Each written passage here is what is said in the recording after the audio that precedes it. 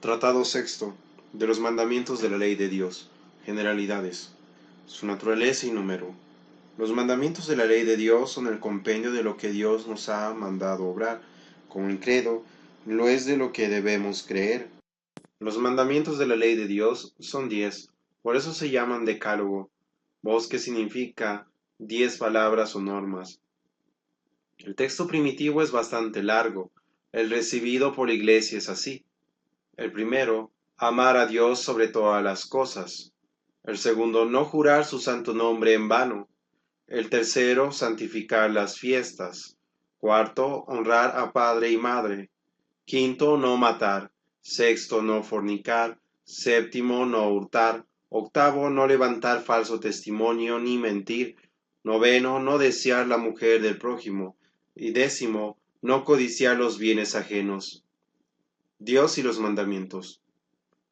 Estos mandamientos se llaman de la ley de Dios por 3 motivos. Primero, porque Dios los grabó en la conciencia de cada hombre. Cualquiera comprende, aun sin conocer, el decálogo, que amar a Dios es bueno y que es malo matar o robar. Segundo, porque los promulgó solemnemente en el monte Sinaí cuando se los entregó a Moisés grabados en 2 tablas de piedra. Quiso revelarlos de modo solemne, porque aunque los había grabado en la conciencia de cada hombre, los errores y vicios habían oscurecido mucho este conocimiento. Tercero, porque Cristo los confirmó en la nueva ley, conservándoles todo su valor. Así dijo al joven que le preguntó qué debía hacer para salvarse. Si quieres alcanzar la vida eterna, guarda los mandamientos. Jesucristo además los perfeccionó en varios puntos, por ejemplo, cuando extendió el amor del prójimo a los enemigos y cuando puso como base fundamental de ellos el amor a Dios y al prójimo. Por eso compendió el decálogo en estas palabras: amarás a Dios con todo tu corazón, con toda tu alma, con toda tu mente y al prójimo como a ti mismo. Necesidad y obligación de guardarlos. La guarda de los mandamientos es indispensable para salvarnos. Santiago declara que la fe sin obras es muerta, y Jesucristo afirma que su observancia es necesaria para alcanzar la vida eterna. La obligación de observar los mandamientos descansa en que, siendo Dios nuestro Creador, debemos obedecerlo en lo que nos manda. Esta obligación es tan estricta que basta quebrantar gravemente uno solo para hacerse reo de eterna condenación. Posibilidad de guardarlos. Está en nuestro poder observar los mandamientos con la gracia de Dios, y Él está listo a concederla a quien debidamente se la pida. Si a algunos se les hace imposible su cumplimiento, es porque abandonan la oración, los sacramentos y demás auxilios que Dios nos proporciona para poderlos cumplir. Esta doctrina la dejó San Agustín consignada en esta admirable frase: Dios no manda imposibles, sino que te avisa que cumplas lo que puedas y pidas lo que no puedas, y te dará gracia para que puedas. Cada mandamiento encierra 2 partes, una positiva, o sea, lo que manda, y otra negativa, o sea, lo que prohíbe. Excelencia e importancia del decálogo.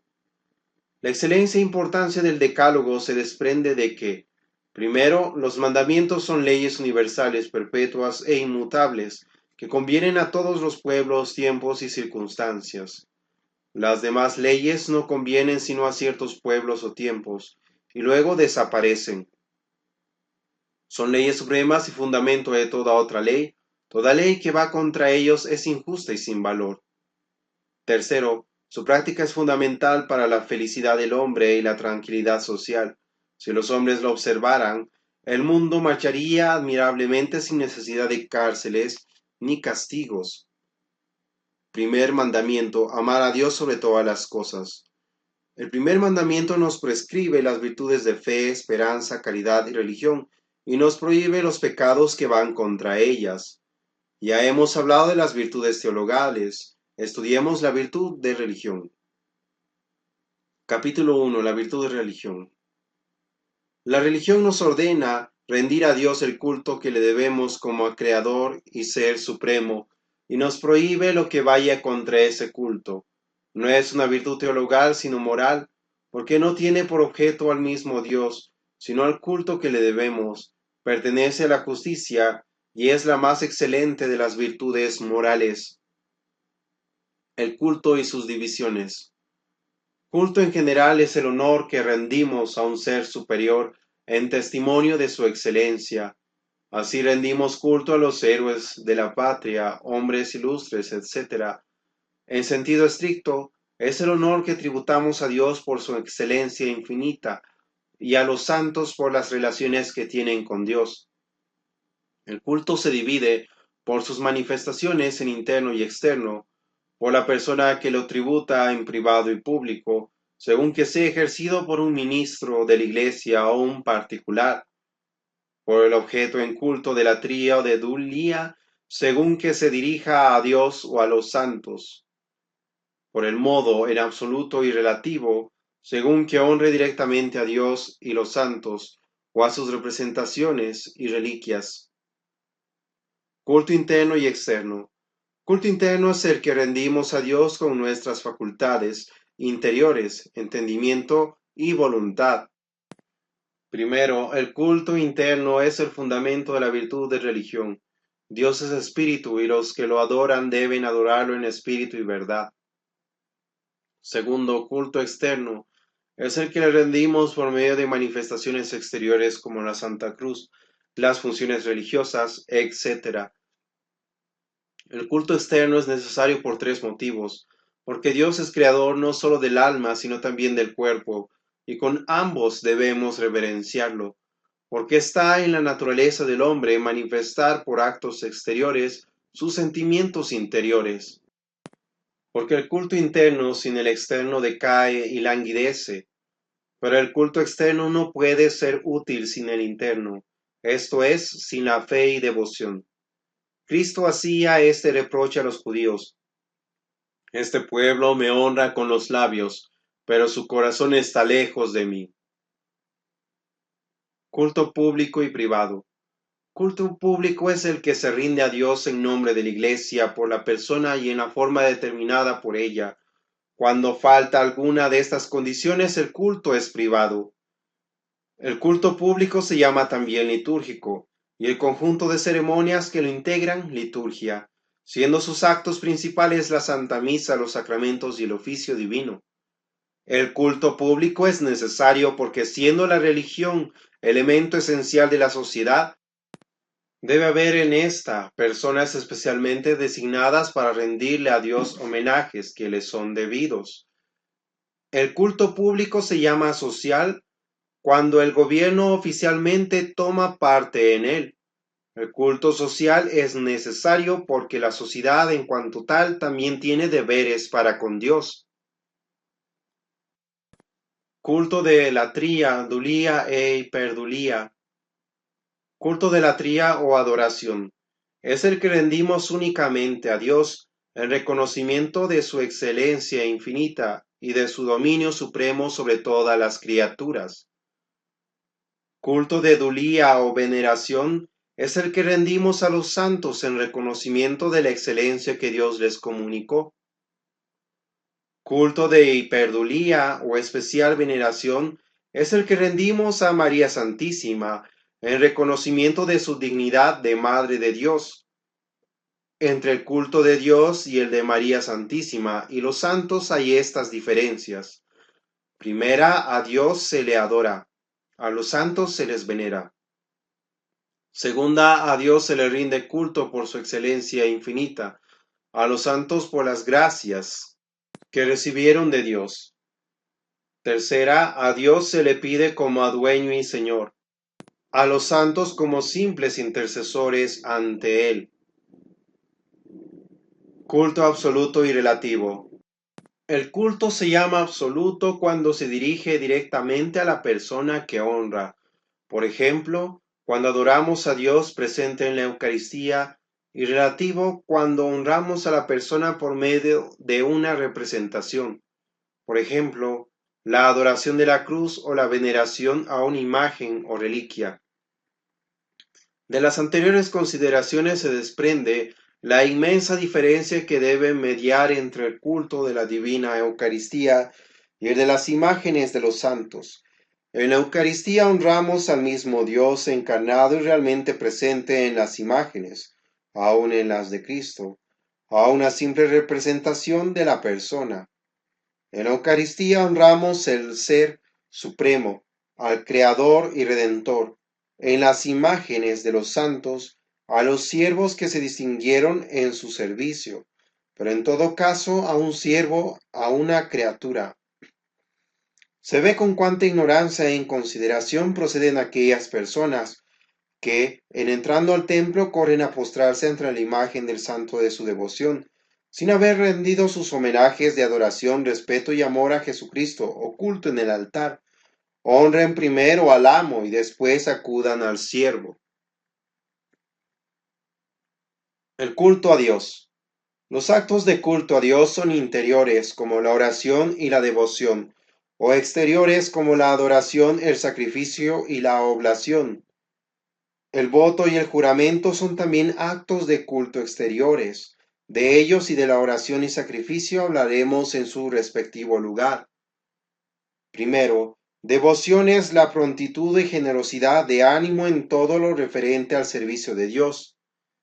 Segundo, adoración es el culto que rendimos a Dios en reconocimiento de su excelencia infinita y supremo dominio sobre todas las criaturas.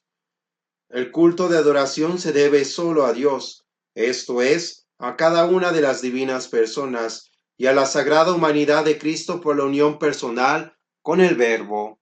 Al crucifijo, Santa Cruz, clavos y otros instrumentos de la pasión les damos culto de adoración relativo, esto es, honramos a Cristo por medio de ellos. Tercero, oblación es el ofrecimiento que los fieles hacen a Dios de lo necesario para el culto y sustentación de los sagrados ministros. El culto de los santos. A los santos les rendimos culto de dulía o veneración, y la Iglesia nos recomienda este culto como justo y saludable.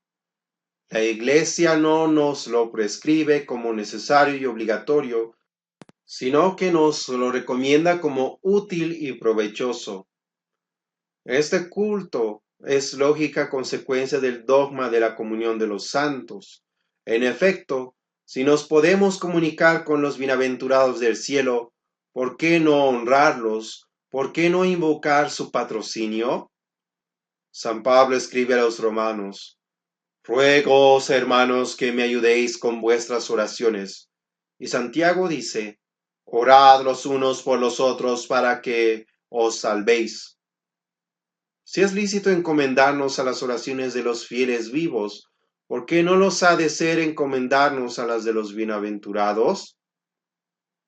El arcángel San Rafael dijo a Tobías: Cuando tú orabas con lágrimas y enterrabas a los muertos, yo ofrecí tu oración al Señor. Si el arcángel ofreció a Dios las oraciones de Tobías, ¿por qué no podemos nosotros pedirles a los santos ángeles que le ofrezcan las nuestras? Se ve pues claramente que la condenación del culto de los santos que hacen los protestantes no está de acuerdo con el dogma de la comunión de los santos, ni con la Escritura. La canonización. Entendemos por santos los que ya gozan del cielo y que por sus eximias virtudes y milagros han sido declarados tales por la Iglesia. La solemne ceremonia por la cual la Iglesia declara santo a un siervo de Dios se llama canonización. La Iglesia procede a la canonización de la siguiente manera: 10 años después de su muerte, el siervo de Dios puede ser declarado venerable e introducirse la causa de su beatificación. 50 años después, examinados convenientemente la heroicidad de sus virtudes y sus milagros, se le proclama bienaventurado, beato. Al obrar otros 2 nuevos milagros, puede se le proceder a su canonización. Los venerables solo pueden recibir culto privado, los beatos público, pero reducido a ciertos lugares o personas. por ejemplo, alguna diócesis o congregación religiosa. Los santos, culto público en toda la Iglesia. Culto a María Santísima. A María Santísima le debemos el culto de hiperdulia o especial veneración. Siendo criatura, aunque la más elevada de todas, no se le puede rendir culto de adoración, pero se debe honrar más que a las demás criaturas. Los fundamentos del culto a María Santísima son su título de Madre de Dios, sus privilegios, sus eminentes virtudes y los oficios de Madre y Mediadora que desempeña con nosotros.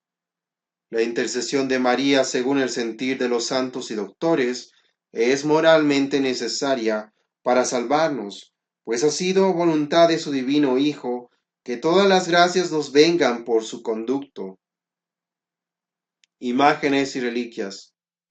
Las imágenes de los santos pueden recibir culto porque ello nos mueve a imitar sus virtudes y nos asegura su protección. Así lo ha enseñado siempre la Iglesia. Igualmente podemos honrar las reliquias de los santos, porque sus cuerpos fueron templos predilectos del Espíritu Santo. El culto que rendimos a imágenes y reliquias es dedulia o simple veneración. Relativo, no honramos la madera o la tela, sino que por medio de ellas honramos al santo. Objeciones protestantes. Los protestantes atacan el culto de María y de los santos diciendo que según la Escritura, Jesucristo es el único mediador. Luego no hay necesidad de otros mediadores. Y citan este texto de San Pablo: Uno es Dios y uno el mediador entre Dios y los hombres, Jesucristo. Se les contesta haciendo una distinción. La palabra mediador tiene doble sentido. Significa redentor, y en este sentido solo conviene a Jesucristo, quien nos redimió ofreciendo sus propios méritos. Pero significa también intercesor, y en este sentido los santos son intercesores en cuanto ruegan por nosotros, no fundados en sus propios méritos, sino en los méritos de Cristo. También condenan el culto de los santos, de sus imágenes y reliquias, por los siguientes motivos. Primero, porque se opone al culto de Dios. Segundo, porque es una idolatría. Tercero, porque el mismo Dios prohibió el culto de las imágenes en el Antiguo Testamento. Ninguno de estos motivos tiene valor. En efecto, primero, el culto de los santos no se opone al culto de Dios, sino que redunda en su honor, pues al honrar a los santos honramos a Dios, dador de todo bien y causa de su santidad. Segundo, cuando los protestantes dicen que el culto de los santos es una idolatría porque equivale a adorar un pedazo de palo o de lienzo, lo hacen o con grave ignorancia o con grave malicia. En efecto, los católicos distinguen muy bien entre el culto de adoración debido a Dios y el culto de veneración debido a los santos. Entre el culto directo que se rinde a las personas y el indirecto que se da a su representación, es evidente que el culto no se rinde al pedazo de madera o de tela, sino a la persona por ellas representada. Tercero, el decálogo solo prohíbe la idolatría, o sea, el hacer imágenes con el fin de adorarlas. No tallarás imágenes para adorarlas. Dios prohibió las imágenes al pueblo judío por ser éste tan propenso a la idolatría. Para el pueblo cristiano no hay este peligro, sino que las imágenes son un estímulo a su piedad. Capítulo 2. Pecados contra la religión. Superstición e irreligiosidad. Dos clases de pecados se cometen contra la virtud de religión, unos por exceso y toman el nombre genérico de superstición, y otros por defecto que se llama irreligiosidad. Se peca por exceso, no por tributar a Dios un culto mayor del que merece, sino un culto falso y vicioso. De la superstición. La superstición consiste en rendir a Dios un culto indebido o a las criaturas, en especial al demonio, el culto debido solo a Dios. Culto indebido a Dios. De dos maneras se le rinde a Dios culto indebido, con culto falso y con culto impropio. Primero, se honra a Dios con culto falso, cuando hay falsedad en el modo de honrarlo, por ejemplo, con milagros o reliquias falsas, actos pecaminosos o ceremonias de otra religión. Segundo, se le honra con culto impropio cuando se emplean usos y oraciones contrarios a la doctrina y práctica de la Iglesia. Hay, por ejemplo, oraciones supersticiosas, algunas perversas para malos fines, otras sin sentido, o llenas de palabras o circunstancias ridículas, como aquellas que debe uno copiar y mandar a 10 personas si quiere ser feliz. A tales oraciones nunca debe recurrir el cristiano, ni darles el menor crédito. Pertenece también a este género de superstición el estar viendo imágenes aparecidas en cualquier piedra borrosa del camino. El culto falso es pecado mortal, porque es grave injuria a Dios querer honrarlo por medio de la mentira o el pecado. El culto impropio, en general, no excede de venial, sin embargo, es pecado mortal cuando hay grave irrespeto a Dios o un fin gravemente ilícito o escándalo. Es pecado mortal rezar oraciones o emplear objetos benditos para obtener un fin gravemente pecaminoso, e inventar falsos milagros o imágenes aparecidas por explotar a los incautos. Culto a las criaturas. Se rinde a las criaturas el culto debido a Dios, o adorándolas, o pidiéndoles lo que solo a Dios con su poder infinito puede conceder. Primero, la adoración a las criaturas o idolatría. La idolatría consiste en tributar a las criaturas el culto de adoración debido a solo Dios. La idolatría es formal cuando va acompañada de la intención de valorar a la criatura, sea por error creyéndola a Dios, sea a sabiendas para obtener de ella lo que se le pide. Es material cuando no existe la intención de adorarla, sino que se simula. La idolatría, aunque sea material, es muy grave pecado, salvo el caso de error involuntario. La Iglesia nunca permitió, ni para esquivar la muerte, que se quemara incienso a los ídolos. Segundo, petición de efectos divinos a las criaturas. Se piden a las criaturas efectos que solo Dios puede conceder, especialmente de 4 modos: por la adivinación, la vana observancia, la magia y el maleficio. La adivinación se emplea para conocer cosas secretas, la vana observancia para obtener efectos benéficos, la magia para obtener efectos extraordinarios y el maleficio para obtener efectos maléficos. A la adivinación se refieren el espiritismo y el hipnotismo. Hay también superstición en la creencia en agüeros y en sueños. En estos casos, la superstición consiste en darles a sucesos naturales ordinarios un sentido e interpretación preternatural. Por eso los podemos referir a la adivinación. La adivinación consiste la adivinación en invocar explícita o implícitamente al demonio para saber cosas ocultas. En tiempos del paganismo era muy común y todo se hacía por su medio.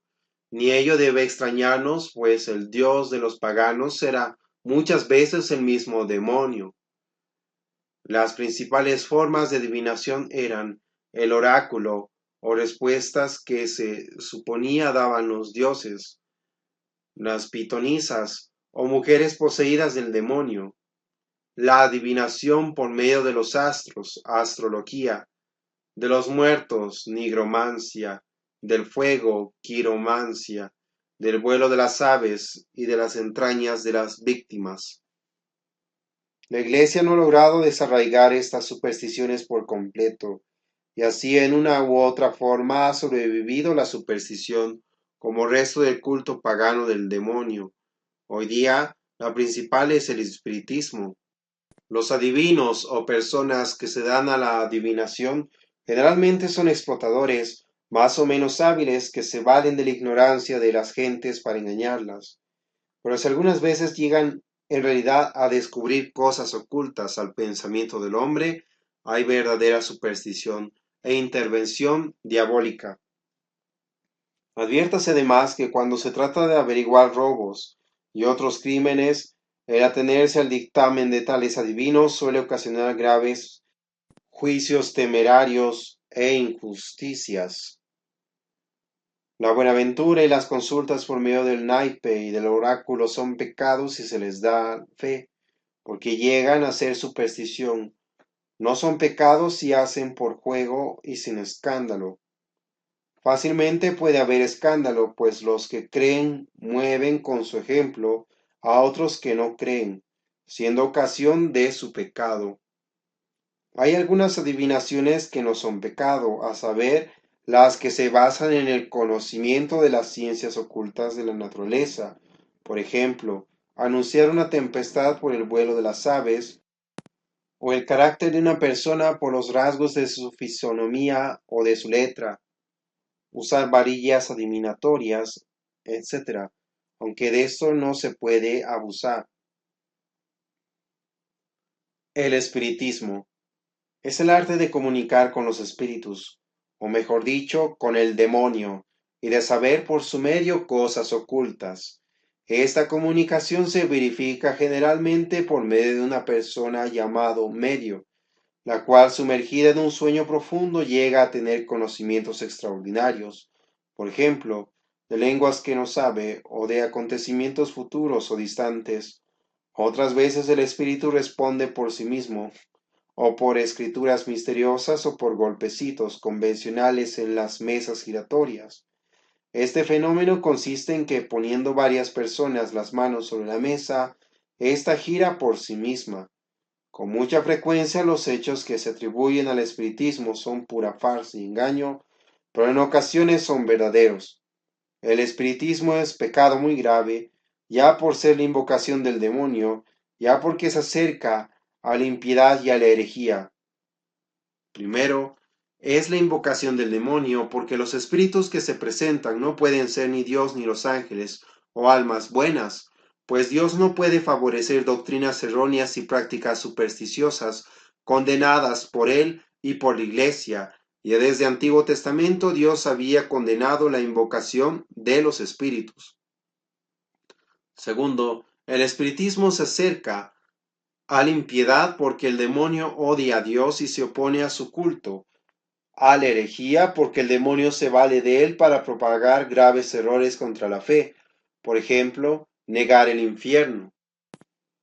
En consecuencia, la Iglesia ha prohibido terminantemente el uso del espiritismo, aunque se proteste contra la intervención del demonio y se comete pecado al asistir a sus reuniones. El hipnotismo. Hipnotismo es el arte de producir un sueño artificial, en el cual la persona hipnotizada obedece al hipnotizador en todo y presenta curiosos fenómenos, algunos extraordinarios, como fenómenos ordinarios. El hipnotizado, fuera del sueño hipnótico y de la obediencia al hipnotizador, tiene gran sensibilidad y llega a experimentar las sensaciones de calor, frío, etc., que le sugieren. Los fenómenos extraordinarios tienen estrecha conexión con los del espiritismo, por ejemplo, el conocimiento de lenguas y cosas ocultas y la transposición de los sentidos, por ejemplo, leer con los codos, etc. Principio: cada vez que se presentan estos fenómenos extraordinarios, el hipnotismo se debe considerar como superstición y se confunde con el espiritismo. De hecho, muchos de estos fenómenos no tienen explicación sin la intervención de un poder preternatural. La Iglesia prohíbe el hipnotismo por tres razones. Primera, porque pone en grave peligro la moralidad. ya que la voluntad del hipnotizado puede ser inducida por el hipnotizador a cometer cualquier crimen, aun después de pasado el sueño hipnótico. Segunda, porque daña la salud, en especial el sistema nervioso. Tercera, porque se presta grandemente a la intervención diabólica. Solo lo permite con los cuidados del caso, para estudiar mejor su naturaleza o tratar ciertas enfermedades nerviosas, bien que sobre su utilidad los médicos no están de acuerdo, en los demás casos lo prohíbe formalmente. Creencia en sueños. Es pecado creer en sueños dándoles un carácter cierto y preternatural que no tienen, a menos que haya motivos fundados para creer que vienen de Dios. No es pecado creer en ellos si se les da un carácter natural y de simple conjetura. Primero, los sueños en general son fruto de nuestra actividad natural. Por eso no es pecado creer que un sueño pueda resultar cierto como fruto de la natural previsión de nuestra conciencia mientras dormimos. Algunas veces resultan verdaderos porque uno sueña sobre lo que hubiera podido prever, siquiera de modo confuso.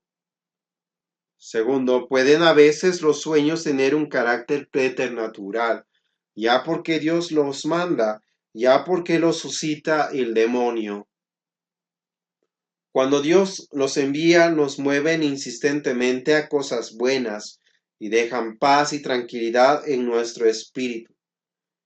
Pueden también a veces provenir del demonio que puede obrar en nuestra fantasía con el fin de engañarnos, desasosegarnos, movernos a alguna tentación, etc. Es también superstición dar a los sueños una significación forzada y arbitraria que no pueden retener.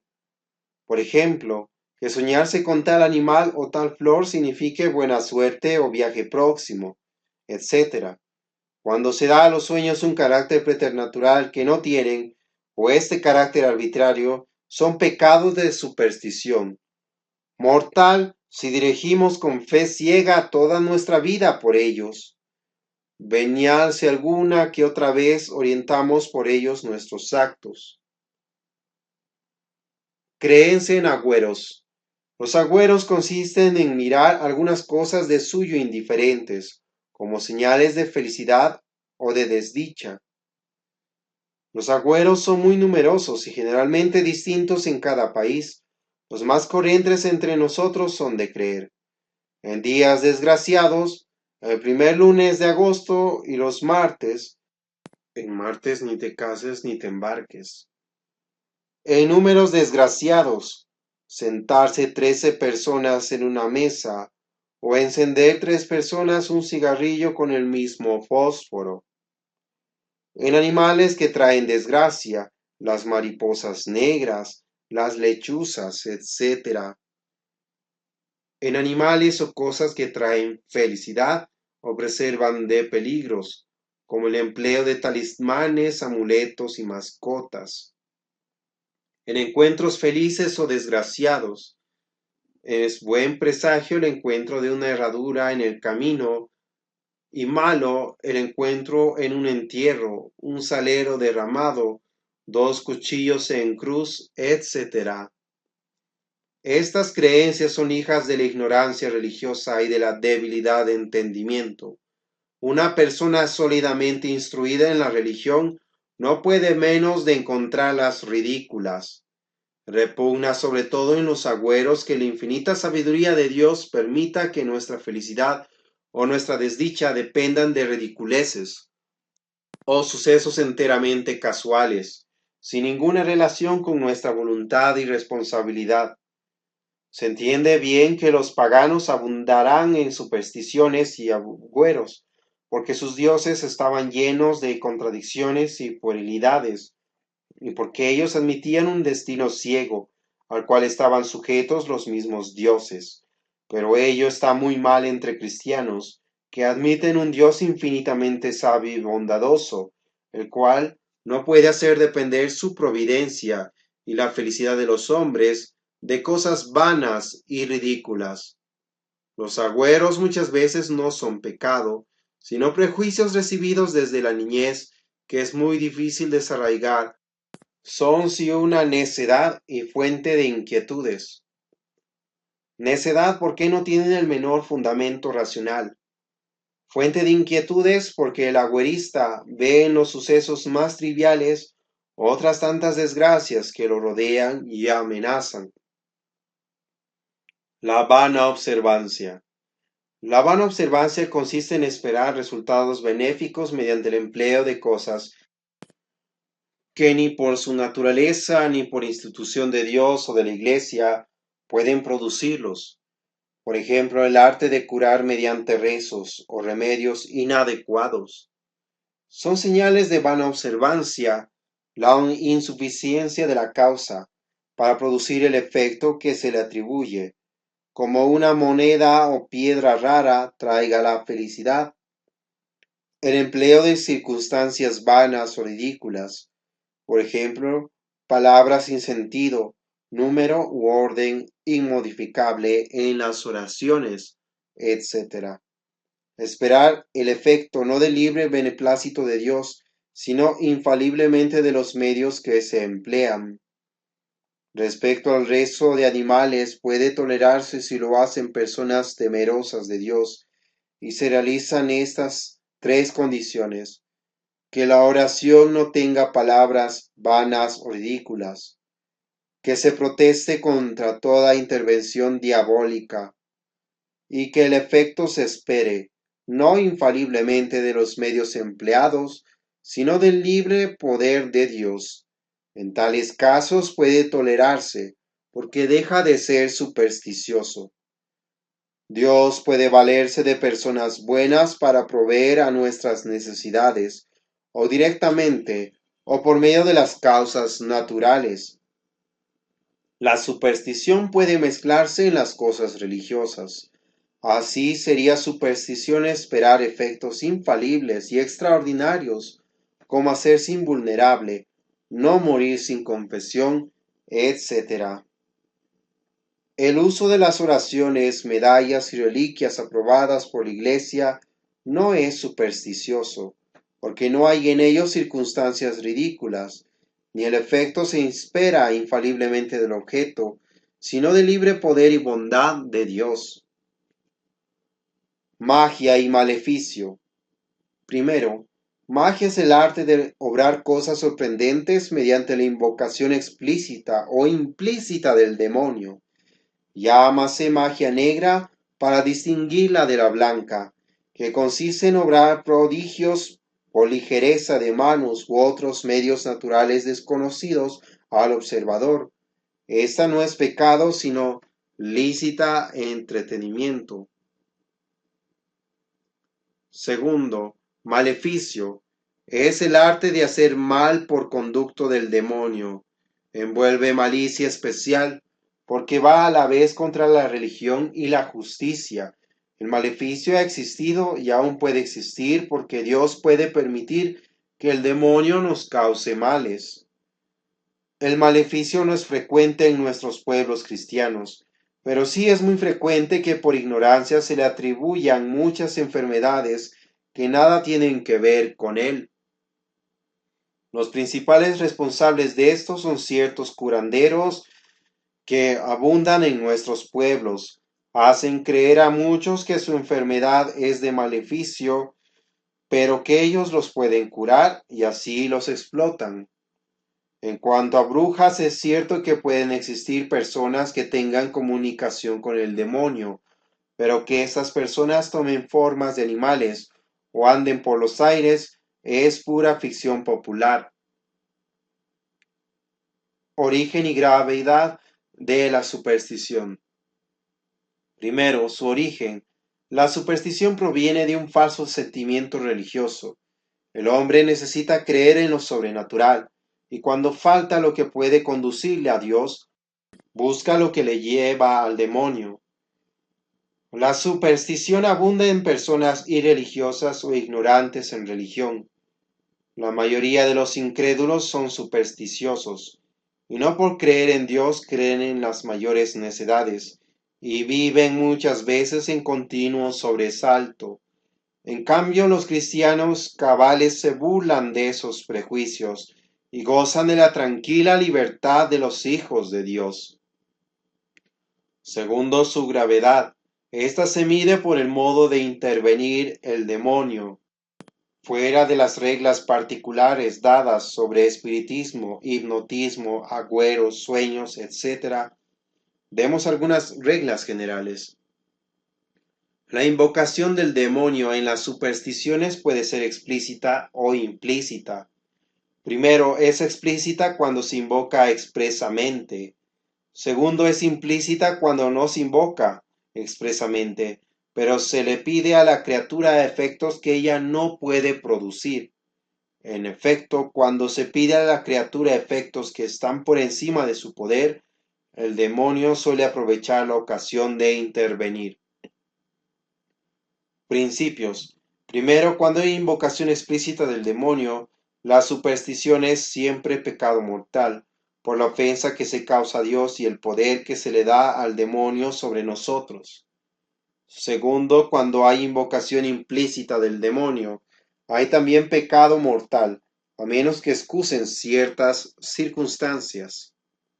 Tercero, las circunstancias que excusan de pecado mortal son la ignorancia y sencillez con que se procede sin sospechar la intervención diabólica, el acudir a ellas sin ponerles fe por juego o curiosidad, siempre que no haya escándalo para el prójimo. La adivinación, vana observancia y magia son de una misma especie. Por lo mismo, basta acusarse de haber cometido superstición, explicando si la intervención del demonio fue explícita o implícita. El maleficio encierra malicia especial por el daño causado al prójimo. De la irreligiosidad. Toman el nombre de irreligiosidad los pecados que se cometen por defecto de la virtud de religión, a saber, la impiedad o falta de religiosidad, la tentación de Dios, el sacrilegio y la simonía, que son faltas de respeto a Dios, a las personas y a las cosas sagradas. La impiedad es el desprecio de Dios y de las cosas sagradas. Este desprecio puede ser de palabra, por escrito o de obra. Comete pecado de irreligiosidad quien calumnia o menosprecia a la religión, la iglesia, sus ministros, los actos del culto, o procura apartar de la religión y piedad a los demás. Cometen pecado de irreligión y causan escándalo quienes no se descubren ante el paso público del viático o de una procesión. La impiedad es pecado muy grave, especialmente cuando se obra con toda reflexión, porque va directamente contra el culto y respeto debido a Dios. Destruye los sentimientos religiosos y aun la fe en el alma. Es siempre ocasión de grave escándalo. Tentación a Dios. Tentar a Dios es pretender por palabras o hechos poner a prueba alguno de los atributos divinos. Por ejemplo, exponerse a un peligro sin necesidad, pretender curarse sin tomar medicina, o salir bien en un examen sin haber estudiado, confiando temerariamente en la ayuda divina. Tentar a Dios formal y expresamente es pecado grave contra la religión, y si se pone en duda alguna de sus divinas perfecciones, también lo es contra la fe. Tentarlo por ignorancia, simplicidad o inadvertencia, o en materia leve, no pasa de pecado venial. El sacrilegio. Sacrilegio es la profanación de una persona, lugar o cosa sagrada. Según el caso, toma el nombre de sacrilegio personal, local o real. Se comete sacrilegio, primero personal, cuando se injuria de palabra u obra a una persona consagrada a Dios por violación del voto de castidad. Quien pone manos violentas en personas consagradas a Dios clérigos religiosos, incurre en excomunión. Segundo, local, por aquellos actos que según el derecho canónico violan el lugar sagrado, como son el homicidio, el grave e injusto derramamiento de sangre humana y la sepultura de un infiel o excomulgado, por actos que profanan la santidad del lugar como un banquete, mercado, etc. Lugar sagrado son los templos y los cementerios. Tercero, real, por la profanación de los sacramentos, vasos sagrados, etc., por la usurpación de los bienes de la Iglesia destinados al culto. El sacrilegio es pecado mortal por ser un desprecio contra Dios. Solo excusa de mortal la inadvertencia o la parvedad de la materia. El sacrilegio personal, el local y el real son tres especies distintas y hay necesidad de explicar la especie en la confesión. La simonía es la voluntad deliberada de comprar por dinero una cosa espiritual o aneja a lo espiritual. Su nombre le viene de Simón el mago, quien pretendió comprar a los apóstoles el poder de hacer milagros. Es pecado grave de suyo. Cosas espirituales son, por ejemplo, la absolución, la comunión, una reliquia, cosas anejas a lo espiritual, un relicario, un objeto bendito o indulgenciado. En ese caso, la simonía está en pedir más de lo que vale el objeto por razón de la bendición o indulgencia.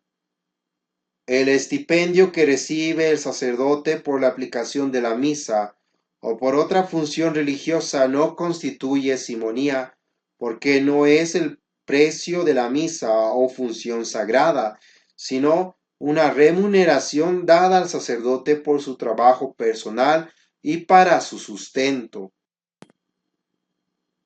Segundo mandamiento: no jurar su santo nombre en vano. Respeto al nombre de Dios, su profanación.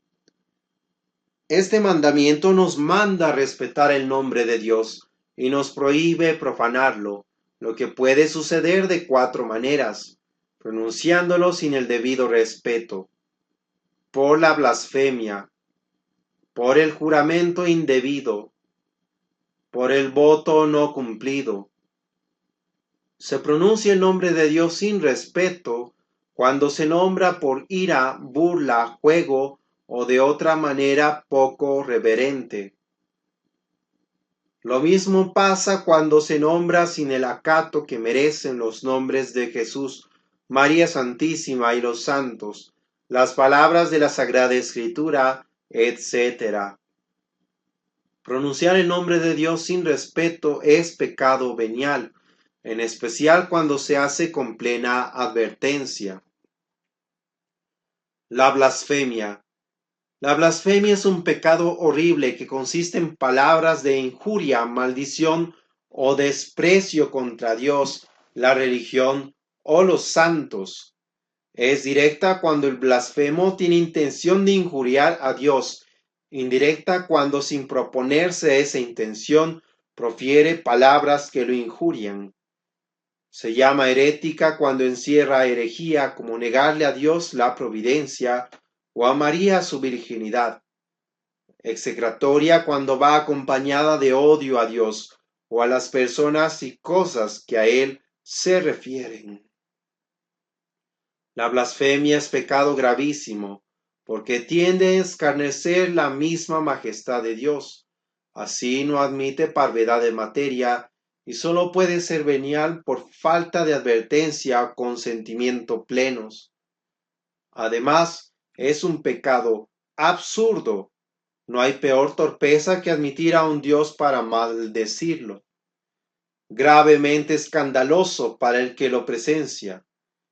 Y de malicia diabólica es el lenguaje del infierno, y quien lo emplea parece llevar el sello de su reprobación. Cuando es herética o execratoria, envuelve malicia especial que hay que acusar en la confesión. Están inclinados a este pecado los de carácter iracundo, que se irritan por cualquier dificultad y llegan a renegar de Dios. Ellos deben esmerarse en vencer el hábito de la ira que los lleva a la blasfemia. El voto, su naturaleza. Voto es el compromiso hecho a Dios de cumplir bajo pecado una obra buena. Para el voto se requiere, por parte del sujeto, que el compromiso hecho a Dios sea deliberado, libre y bajo pecado. Por parte de la cosa ofrecida, que sea posible, buena y mejor que su contraria. Así, por falta de conocimiento, no vale el voto de ir a pie a un lugar que en realidad dista mucho más de lo que uno cree, ni el voto hecho con miedo grave e injusto, pues nadie puede echarse en obligación sin quererlo, ni el voto hecho sin intención de obligarse, aunque en este caso se cometa pecado. Tampoco vale el voto de una cosa imposible, por ejemplo, el de dar una limosna importante al que quedó pobre, o de una cosa mala o indiferente, o que nos impida un bien mayor. Puede hacer votos el que tenga uso de razón y suficiente conocimiento de la cosa que ofrece. El voto es un acto de culto, de latría, y en consecuencia se hace a solo Dios, aunque puede ofrecerse en honor de los santos. Voto y promesa. Hay entre ambos esta diferencia, que en el voto uno se compromete bajo pecado en virtud de religión, y en la promesa o simple propósito no se obliga bajo pecado.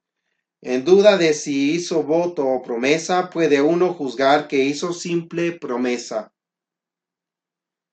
Divisiones del voto. El voto puede ser público o privado. Voto público es el aceptado por el legítimo superior eclesiástico en nombre de la Iglesia, privado cuando no se cumple esta condición. El voto público es solemne o simple según que se cumplan o no ciertas condiciones o solemnidades establecidas por la Iglesia. El voto es temporal o perpetuo según que se haga por cierto tiempo o por toda la vida. Absoluto si se hace sin condición alguna. Condicional si se hace con condición. Por ejemplo, doy una limosna si me aliento. Real cuando se promete una cosa, por ejemplo, una limosna personal, cuando se promete una acción de la persona, por ejemplo, una confesión. Reservado y no reservado. Son reservados al Papa el voto de castidad perfecta y perpetua y el de entrar en religión de votos solemnes, con tal de que sean hechos en forma absoluta y cumplidos los 18 años. Obligación del voto. El voto impone obligación de cumplirlo en virtud de religión. Dice el eclesiástico: si hiciste algún voto, no tardes en cumplirlo, porque a Dios le desagrada la promesa infiel y necia, y es mucho mejor no hacer votos que hacerlos y no cumplirlos. La obligación del voto es grave cuando se hace sobre materia grave y con intención de obligarse bajo grave. Es leve cuando se hace sobre materia leve o cuando se hace sobre materia grave, pero con intención de obligarse levemente. Advirtamos, es materia grave la que la Iglesia acostumbra considerar como tal, por ejemplo, una misa, un rosario, un ayuno, etc. En materia leve no puede introducirse obligación grave. Si no consta la intención, debe entenderse que uno se obligó bajo grave en materia grave y bajo leve en materia leve. Circunstancias del voto. El voto debe cumplirse en el tiempo fijado o cuanto antes si no se fijó tiempo, sujetándose a las circunstancias de lugar, modo, etc., a que la persona se comprometió. Es pecado dilatar su cumplimiento, en especial cuando la cosa ofrecida disminuye con el tiempo o hay peligro de olvido. El voto condicional solo obliga cumplida la condición. En todo voto hay ciertas condiciones implícitas. Por ejemplo, si puedo, si la cosa no cambia totalmente, si el superior no se opone, etc. ¿A quiénes obliga? El voto de suyo no obliga sino a quien lo hizo. Accidentalmente puede obligar a otros, ya por motivo de justicia, ya porque tenga fuerza de ley. Así, primero el voto es personal, no puede ser cumplido sino por quien lo hizo. Por ejemplo, oír una misa, hacer una comunión. El que promete por voto un acto que otra persona debe cumplir, solo está obligado a procurar que esa persona lo cumpla. Por ejemplo, si los padres ofrecen con voto que su hijo se haga religioso, este voto no obliga al hijo, y los padres cumplen con procurar su realización. Segundo, si el voto es real, por ejemplo, hacer aplicar una misa, dar una limosna, puede ser cumplido por otros, pero si el que lo hizo se ve imposibilitado, no está obligado a pedirle a otro que lo cumpla por él. Si el voto es real, obliga a los herederos, no en virtud del voto, sino por justicia, por el derecho obtenido sobre la cosa ofrecida. Tercero, el voto hecho por una comunidad obliga a sus sucesores, por llegar a obtener fuerza de ley fundada en motivo de religión. Mérito del voto, prudencia en hacerlo. Los votos agradan a Dios, porque son un sacrificio espontáneo que le hacemos de nuestra voluntad, porque el mérito de la buena obra juntamos al mérito de hacerla por motivo de religión. La Sagrada Escritura nos trae muchos ejemplos de votos agradables a Dios. Por ejemplo, el que hicieron Jacob y la piadosa Ana. Pero deben hacerse con mucha reflexión y pidiendo consejo, porque son una nueva y sagrada obligación que acaso con el tiempo se nos haga dura y nos lleve a pecar si la omitimos. En consecuencia, no deben multiplicarse. En general, es mejor contentarse con firmes propósitos. Antes de hacerlos deben pensarse las dificultades que podemos hallar en su cumplimiento y consultar con un prudente director, especialmente cuando se trata de votos arduos como el de castidad, religión, etc. No hacer votos perpetuos sino después de habernos convencido por votos temporales repetidos de que podremos cumplirlos. Cesación de los votos. Por cesación natural. Los votos cesan de 4 maneras: por cesación natural, anulación, dispensa y conmutación. Cesa el voto por cesación natural, cuando transcurre el tiempo fijado para cumplirlo, cuando sobreviene un cambio sustancial y el voto se hace imposible. Por ejemplo, quien habiendo ofrecido una cuantiosa limosna quedó pobre, cuando falta la condición puesta o el fin que lo motivó. 2. Por anulación. Anular un voto es quitarle su valor. La anulación puede ser perpetua o temporal. Pueden anular para siempre un voto los que tienen poder sobre la misma voluntad del que lo hizo. Pueden suspenderlo temporalmente los que sin tener poder sobre su voluntad tienen poder sobre la materia del voto, en cuanto éste estorba sus derechos. Según esto, primero, pueden anular para siempre los votos, el Papa a todos los fieles y el obispo a sus diocesanos, el superior respecto a los religiosos profesos, el padre respecto a sus hijos impúberes. Impúberes son el varón que no ha cumplido 14 años y la mujer que no ha cumplido 12. El padre puede anular los votos hechos antes de la pubertad por sus hijos, aunque estos ya sean púberes. Segundo, pueden suspender temporalmente los votos, mientras estos sean estorbo al ejercicio de sus legítimos derechos. El padre respecto a los hijos púberes sometidos a su dominio. Los esposos entre sí. El amo respecto a los criados. El superior respecto a los novicios. En estos casos no se puede suspender cualquier voto indistintamente, sino solo los que estorben legítimos derechos o la buena marcha de la comunidad, por ejemplo, el voto de una peregrinación, de una limosna crecida. Una madre viuda puede anular a su hijo único el voto de hacerse religioso, etc. La anulación emana de la potestad dominativa sobre la persona, por ejemplo, el padre en los hijos, la superiora en sus religiosas, el amo en sus criados, etc.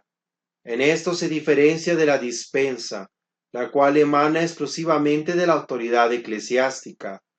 La causa justa se requiere para la licitud de la anulación en todo caso, para la misma validez en los casos de suspensión temporal. 3. Por dispensa. Dispensa de un voto es la extinción de la obligación que impone hecha por el legítimo superior eclesiástico. Dispensan de los votos el Papa para todos los cristianos de cualquier voto, los obispos a sus súbditos, con tal de que no sean reservados al Papa, el sacerdote delegado por ellos. Por dispensar un voto se requiere causa justa, que puede ser la ligereza con que se hizo o una grave dificultad en observarlo. 4. Por conmutación. Conmutar un voto es cambiar por otra la obra ofrecida. Para la conmutación de votos tengamos presente estos principios. El mismo que hizo el voto puede cambiar la cosa ofrecida por otra igual o mejor. El legítimo superior eclesiástico con justa causa puede cambiarla por otra obra menos buena. Los votos reservados al Papa solo puede conmutarlos él o su delegado. En caso de conmutación puede uno volver a lo que se prometió primero. Cuando el superior eclesiástico conmuta la obligación por otra y ésta se hace imposible, desaparece toda obligación. El juramento. Jurar es poner a Dios por testigo de la verdad de lo que se dice o se promete. El juramento se divide en asertorio y promisorio. El asertorio confirma la verdad de una afirmación. El promisorio asegura el cumplimiento de una promesa. Para que el juramento exista son necesarias dos cosas: intención de jurar y fórmula de juramento. Incluye en juramento las siguientes fórmulas: juro por Dios, por la Virgen, por el cielo. Pongo a Dios por testigo, etc. Pero no son fórmulas de juramento las siguientes: como saber que Dios existe, como saber que Dios me ve, por mi alma, por mi palabra de honor, etc. Condiciones del juramento. Para que el juramento sea lícito, se requieren tres condiciones: verdad, justicia y necesidad. Si falta alguna, es pecaminoso. Primera, jura sin verdad a quien afirma con juramento lo que cree falso, o promete lo que no tiene intención de cumplir. El que jura sin verdad comete pecado grave, aunque el juramento sea de poca importancia. Los motivos son: porque siempre hay grave irreverencia en poner a Dios por testigo de una mentira, porque el juramento falso destruye el más sagrado fundamento de fidelidad entre los hombres, porque Dios abomina el perjurio y promete que el castigo caerá sobre el que jura falsamente. Segunda, jura sin justicia quien jura hacer una cosa pecaminosa. El que jura sin justicia peca gravemente si la cosa injusta es grave y venialmente si es leve. Tercera, jura sin necesidad. El que jura por cosas de poca importancia. Es pecado venial si por otra parte no se quebranta la verdad o la justicia del juramento. Cuando el juramento va acompañado de las tres condiciones, verdad, justicia y necesidad, llega a ser un acto de religión que honra a Dios porque equivale a reconocerlo como fuente de toda verdad. En especial es permitido el juramento cuando la autoridad eclesiástica o civil lo exigen, o uno recurre a él para librarse de una grave inculpación o sospecha. Obligación del juramento promisorio. ¿Cuándo cesa? Primero, el juramento promisorio obliga a cumplir lo prometido, no solo por deber de fidelidad, sino también por deber de religión. Pero quien se obligó con juramento a una cosa mala, ni está obligado ni puede hacerla, pues siendo el juramento un acto de religión, no puede obligarnos al mal, y comete nuevo pecado si la cumple. No obliga tampoco el juramento de cosa inútil o vana, porque el juramento debe de ser materia útil y buena. Segundo, cesa la obligación del juramento promisorio por los mismos motivos por el que cesa el voto, a saber, cuando la cosa prometida se hace imposible o deja de ser buena, o cesa el fin que uno se propuso, o la condición con que se hizo. Por anulación, dispensa o conmutación del superior. Cuando exime del juramento la persona en cuyo favor se hizo,